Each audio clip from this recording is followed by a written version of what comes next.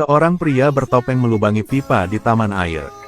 Kemudian masukkan 2 pisau baja besar ke dalamnya. Sampai keesokan paginya, ketika katup air di dalam pipa terbuka, mahasiswa semua berkumpul di sini, bersiap untuk kompetisi luncuran air yang sejuk. Tapi mereka tidak tahu, salah satu bagiannya telah berubah menjadi pemotong daging. Untungnya sebelum pertandingan dimulai, staf Dawuang lewat ke sana. Dia melihat sebuah pipa yang bocor air. Dan dia juga melihat sepotong plastik dari pipa di bawah tanah. Jadi dia bergegas untuk menghentikan kontes. Tapi sayangnya, tidak ada seorang pun di sana yang percaya padanya. Malah mengira dia menghalangi jalan mereka.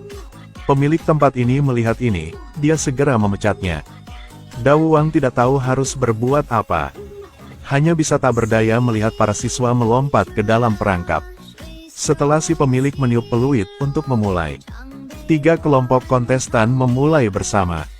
Mereka dengan bebas masuk ke pipa. Kegembiraan yang belum pernah dialami mereka ini membuat para siswa sangat bersemangat.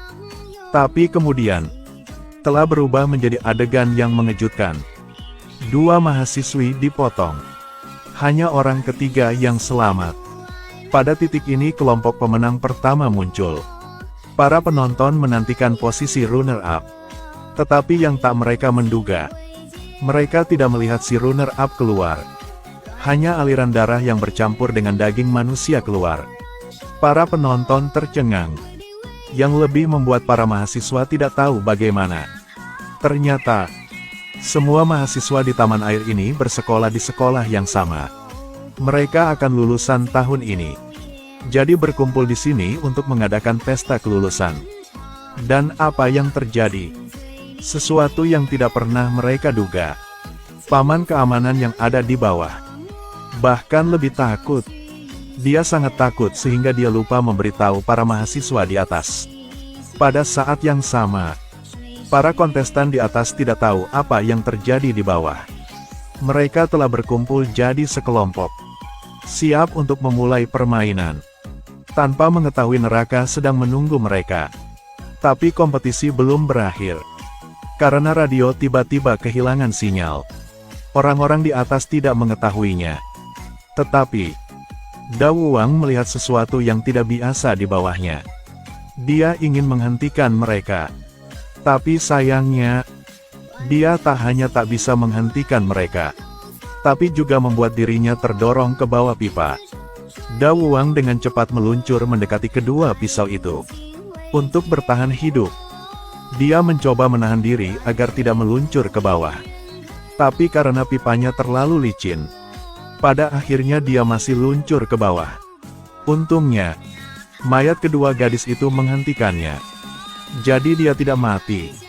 Tapi kemalangan akan datang. Karena tim yang dipimpin oleh si pemilik telah masuk ke jalur pipa ini.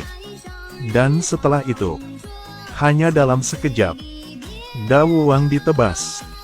Kelompok yang dipimpin si pemilik baru saja luncur. Mereka masih menikmati kebahagiaan. Jadi tak melihat sesuatu yang tidak biasa di kolam. Saat ini, kolam yang sebelumnya transparan, sekarang telah menjadi genangan darah. Potongan mayat masih mengalir dengan air. Beberapa orang takut sehingga berdiri diam. Hanya sang paman yang tetap tenang. Suruh Xiao Kim yang ada di air dengan cepat menutup katup air. Tapi di pipa itu, ada satu orang lagi. Itu pemilik taman air. Siswa Chiakai. Saat berlari untuk menyelamatkan orang, dia melihatnya. Tapi airnya terlalu deras. Jadi dia tidak bisa bertahan. Hanya bisa meluncur ke bawah. Chiakai yang baik hati itu patah hati. Dia segera berlari ke atas untuk hentikan orang yang lain. Tapi yang tidak diharapkan Chiakai adalah teman-temannya seperti jadi gila. Mereka tak hanya tak mendengarkannya, tapi bahkan mendorongnya ke dalam pipa. Kemudian si paman berlari ke sini untuk hentikannya. Ketika polisi tiba, sudah terlambat saat itu. Setelah penyelidikan, ada 9 orang tewas di taman air. kecuali mahasiswa dan orang-orang di taman air. Ada juga seorang investor real estate yang akan membeli tempat ini, yang bunuh diri di gudang taman air. Saat Xiao Kim pergi ke gudang untuk menutup katup air, dia menemukannya. Darah mengalir terus-menerus dari pipa keluar, dan banyak potongan daging manusia. Chia Kai melihatnya, bergegas maju meskipun bahaya. Ia ingin mengetahui penyebab kejadian tersebut, tapi arusnya sangat cepat, buat dia tidak bisa merangkak balik ke atas pipa. Hanya bisa bergegas untuk menghentikan mereka semua. Tapi tidak tahu, semua adalah konspirasi yang telah direncanakan sebelumnya. Pada saat yang sama, si investor yang akan segera berhasil mengakuisisi taman air ini. Kematian misterius di gudangnya sekarang. Pria ini adalah ayah Chia Kai. Setelah ayahnya meninggal dunia, si pengacara meminta Chia Kai tanda tangani surat warisan. Saat Chia Kai mewarisi aset miliaran, proyek taman air akan ditanggung jawab oleh Chia Kai.